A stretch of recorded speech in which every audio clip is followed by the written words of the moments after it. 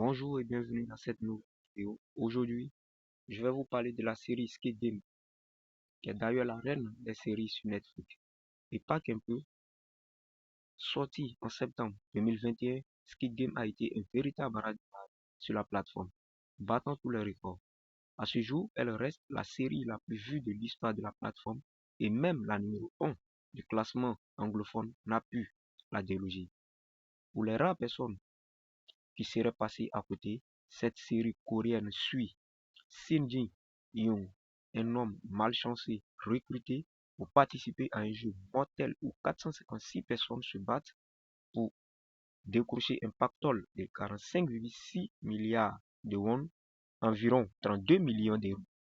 Violente et sanglante, la fiction a tellement cartonné que Netflix a décidé de lui donner une saison 2 et de créer une télé-réalité dérivée de la série.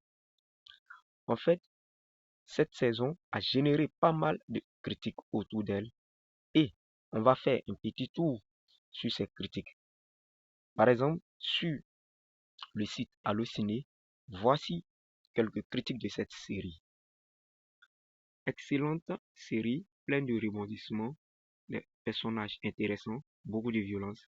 Cette série coréenne se laisse bien voir une belle surprise.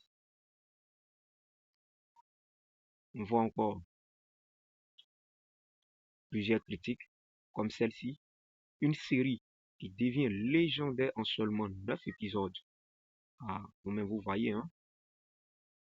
Tout est là. Scénario, rythme, réalisation, suspense, jeu d'acteur, décor, lumière. Pour une erreur, on peut dire. J'ai pas eu un coup de cœur pour une série Netflix depuis Orange et The New Black. Une autre personne qui dit ceci, excellente série coréenne, assez originale, sauf sur quelques points. Les acteurs sont excellents.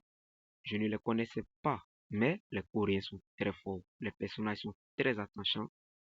Même le gangster qui renforce l'ambiance et le stress qu'on ressent pendant les jeux. Il y a énormément de secrets, ce qui nous pousse à faire des théories. J'en ai de bonnes. On est à la fois enquêteur et joueur. Bref, allez voir la série en famille ou toute seule. Une autre critique, très fort du, du coréen, les acteurs au top et niveau émotion parfait. Mais pour regarder en coréen, on dirait une morale style manga. Les gens qui ont mis une étoile, c'est vraiment ne pas apprécier une bonne œuvre. Je vous invite donc à aller sur Netflix pour suivre la série Squid Game. Merci.